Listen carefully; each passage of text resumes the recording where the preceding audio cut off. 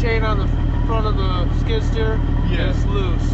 Yeah, we're all the way up. We're coming all the way from Grand Rapids, so that front chain bounces off once in a while. Okay. Do you have your driver's license on your registration, proof of insurance? Yeah. Do you have any ID on you as well, sir? I don't answer questions. Say again? I don't answer questions. Okay. Do you have your ID on you though? I don't answer questions. All right. Well. I'm just a passenger. All right. Well, I still need to identify you. So, if you don't have your ID on you, you know, do you have your name? Can I get your name? Yeah, I got my name. Could I get it, please? I don't answer questions, sir. You're talking with them. During a traffic stop, the man in the passenger knows his rights, frustrating the officer. So, I do need to identify you, whether I need to take you down to the jail to identify you So you're going to violate my civil rights? No. You're going to violate my civil rights? I'm not violating any of your civil rights. But your traffic stop is with him, it's not with me. I agree, but I still need to identify you. I don't know what you need to do. The traffic stop is with him. I'm just a passenger in the car. I need to identify you. So whether or not I have to take you down to the jail to identify you, or you give me your ID, that's your choice. And that's what you want to do to violate my civil rights. Don't I have the right to remain silent and just sit here? Your deal is with him, correct? Yes. Okay, so he's the driver. You pulled over him driving.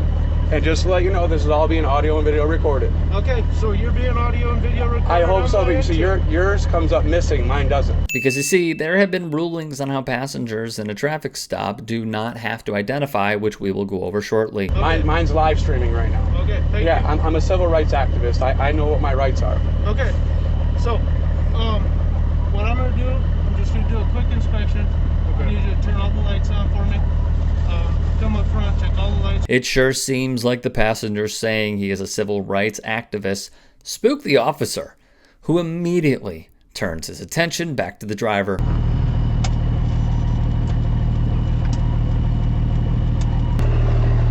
right, I just wanted to apologize.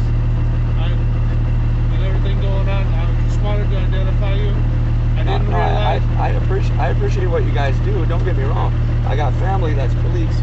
But I definitely appreciate you honoring your oath and coming back and talking to me. But what you got to understand is with what's going on in the world. I know, and I wanted to identify you, and I didn't.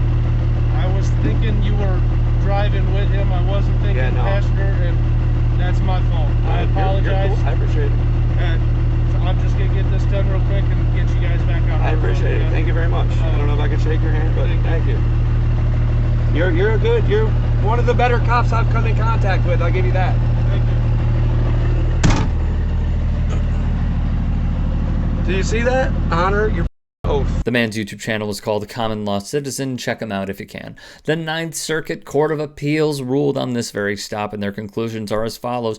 Passengers in a car stopped by police don't have to identify themselves.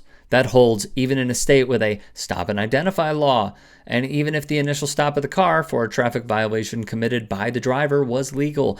The opinion by a 3-judge panel on the Ninth Circuit Court in U.S. v. Landeros is one of the most significant decisions to date, interpreting and applying the widely misunderstood 2004 U.S. Supreme Court decision in Hibble versus Nevada. Many people think that the Hibble decision upheld the constitutionality of requiring anyone stopped by police to show ID, but that's not what the Supreme Court actually said.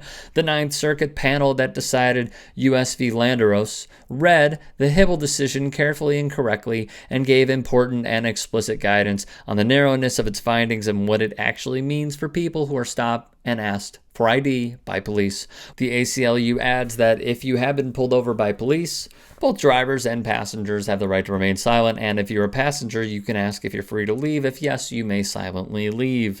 The Ninth Circuit Court's conclusions are as follows: if and only if you are in a state such as Arizona or Nevada that has a stop and identify law, California, the largest state in the Ninth Circuit's jurisdiction, has no such law, and you have been legally stopped on reasonable suspicion of some crime other than failure to identify or show ID, and the demand for ID is either part of the stop's mission or supported by independent reasonable suspicion of the commission of some other crime.